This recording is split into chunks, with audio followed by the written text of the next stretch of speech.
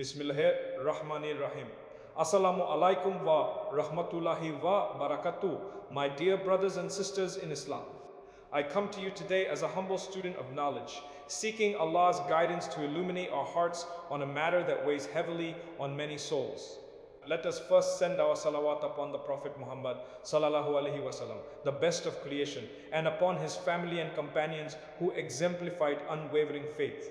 Today, we delve into the waiting heart, the quiet frustration that stirs within believers who raise their hands in dua time and again, only to see no visible response. O believer, have you ever whispered your deepest needs to Allah in the stillness of the night, pleading for relief, yet the dawn breaks with the same burdens? This is a shared human experience, not a flaw in your iman. The Quran acknowledges our vulnerability, as in Surah Al-Inshirah, Ayah 5-6, Fa-inna ma'al usri yusra, inna ma'al usri yusra. For indeed, with hardship comes ease. Indeed, with hardship comes ease. Waiting does not weaken faith, it tests and refines it. We normalize this waiting, for even the prophets, alayhimus salam, endured periods of apparent silence before divine intervention. Remember, Allah hears every sigh, every unspoken plea, and He responds in ways beyond our limited sight. This reflection is not to dismiss your pain, but to hold it gently, assuring you that your dua is not lost in the void. Let us correct a profound misunderstanding, the notion of unanswered dua. In Islam, there is no such thing as an unanswered supplication. Every dua is heard by Al-Sami, the all-hearing who misses nothing. As the Prophet sallallahu alaihi wasallam taught us in a hadith narrated by Abu Huraira radiallahu anhu in Sahih al-Bukhari, your Lord is generous and shy. If his servant raises his hands to him in supplication, he becomes shy to return them empty.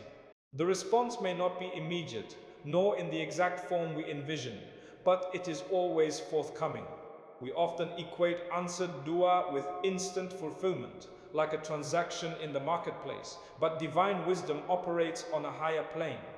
The Quran affirms this in Surah Ghafir, Ayah 60, Uduni astajib lakum, call upon me, I will respond to you. This promise is absolute, yet our impatience clouds it. Reframe unanswered as responded to in Allah's perfect timing. He does not ignore us. He orchestrates with mercy, considering our eternal well-being over temporary desires. This shift frees the heart from despair, replacing doubt with trust in Al-Hakim, the All-Wise. The classical understanding from the Sunnah outlines three ways Allah responds to dua, each rooted in His infinite compassion, as narrated in a hadith by Abu Sa'id al-Khudri radiallahu anhu in Sunan at-Tirmidhi and authenticated as Hasan. There is no Muslim who supplicates to Allah without sin or severing family ties in it, but that Allah will give him one of three answers. He hastens the fulfillment of his supplication, He stores it for him in the hereafter, or He diverts an evil from him similar to it. Second, He may delay it, withholding for a time when it aligns with greater good. Third, He may replace it with something better, averting our ask because He knows what we do not. This is not denial but elevation, wisdom over whimsy. Emphasize that these responses are purposeful, not arbitrary. The Prophet sallallahu alaihi wasallam encouraged persistence, saying in Sahih Muslim, the supplication of a servant is granted as long as he does not supplicate for what is sinful or for breaking the ties of kinship, and he is not impatient. Impatience here means abandoning hope, not feeling the weight. These three parts assure us that every dua yields fruit, whether seen now or in the Akhirah. Why then is delay sometimes a mercy? We beg for something prematurely, unaware that receiving it too soon could shatter our growth or expose us to trials beyond our capacity. Consider the story in Surah Al-Kahf, where Al-Qidra, under divine guidance, damaged a ship to save it from a tyrannical king who would seize it. Apparent harm was hidden mercy. Similarly, a delayed job, marriage, or healing might shield us from future regret.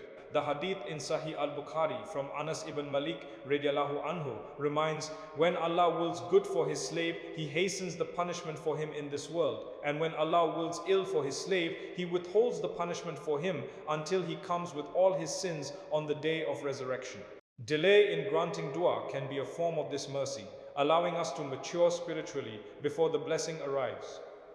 What we deem as tardiness is Allah's precision, as He says in Surah Al-Anfal, Ayah 66, Allahu yatafaddalu alaykum. Allah confers favor upon you. Trust that His clock is calibrated for our ultimate benefit, turning potential pitfalls into pathways of protection. Indeed, there is hidden protection behind what feels like rejection, doors kept closed to safeguard our iman, character, or future stability. Allah may deny a request not out of deprivation, but to preserve us from greater loss. A hadith Qudsi in Sahih al-Bukhari states, I am as my servant thinks I am, and I am with him when he calls upon me. Loss too is protection. The job we mourn might have led to ethical compromise, or the opportunity denied averts unseen calamity. As in the Quran, Surah At-Talaq, Ayah 223, وَمَنْ يَتَّقِ اللَّهَ يَجْعَلْ لَهُ مَخْرَجًا وَيَرْزُقْهُ مِنْ حَيْثُ لَا يَحْتَسِبُ. And whoever fears Allah, He will make for him a way out and will provide for him from where he does not expect. Closed doors redirect us to better ones, fostering reliance on Al-Razak, the provider.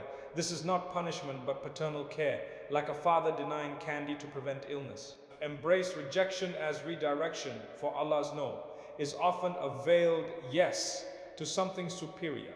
When Allah desires to raise your rank, He prolongs the dua, transforming waiting into a ladder of spiritual ascent. Prolonged supplication multiplies rewards, cultivates patience, instills humility, and deepens closeness to Him. The Prophet ﷺ said in Sunan Ibn Majah, the greatest reward comes with the greatest trial. When Allah loves a people, He tests them. Whoever accepts that wins His pleasure, but whoever is discontent with that earns His wrath. Waiting refines the soul, turning dua into continuous worship. It eradicates pride. As we repeatedly humble ourselves before Al-Mutakabbir, humility grows, patience blooms into sabr jamil, beautiful patience, as Yaqub alayhi salam exemplified in Surah Yusuf, Ayah 18, sabr jamil. And closeness, each unanswered plea draws us nearer, whispering, Rabbana atina fid dunya hasana, fostering dependency on Allah alone. This elevation is eternal. The Akhirah's treasures await those who persist without despair. Distinguish between trust and forcing. The mistake lies in demanding outcomes rather than submitting to divine wisdom. Tawakkul is not passivity, but active surrender, making dua fervently while accepting qadr. The Prophet ﷺ advised in Sahih al-Bukhari, tie your camel and then trust in Allah. We supplicate without dictating terms, avoiding the impatience that voids rewards. Forcing manifests as doubt or abandonment, but true trust says, Allahumma la mani'a lima atait, O Allah, there is no preventer of what you grant. Submit with action, continue dua, seek means, but release attachment to results, for Al-Mujib knows best. Remarkably, dua changes you even before altering circumstances. It reshapes the heart, shifting perspective from worldly fixation to eternal focus, and strengthens dependence on Allah. As we pour out our souls, dua purifies intentions, aligns us with halal, and builds resilience. The Quran in Surah Al-Baqarah, Ayah 6, Wa idhas alaka ibadi anifa ini karib. And when my servants ask you concerning me, indeed I am near. This nearness transforms us inwardly, granting peace amid storms, as dua becomes therapy for the soul. Look for signs your dua is working. Subtle indicators like inner calm despite turmoil, sakinah from Allah, redirection to unforeseen opportunities, strength in hardship, enabling perseverance, or protection from unseen harm, where calamities befall others but spare you. These are whispers of acceptance. As the hadith in Musnad Ahmad states, dua is the weapon of the believer. Persistence yields these fruits, affirming your supplication's efficacy. In closing, reframe this: Allah's timing is not absence, but perfect orchestration. Delay does not signify rejection. It aligns with eternity, not our impatience. He answers in ways that secure our aqidah. As promised in the hadith, every dua is responded to. Hold fast, for relief follows patience. May Allah accept our duas, grant us sabr, and draw us nearer. Ameen. Wa sallallahu ala Sayyidina Muhammad wa ala alihi wa sahbihi wa salam. Assalamu alaikum wa rahmatullahi wa barakatuh.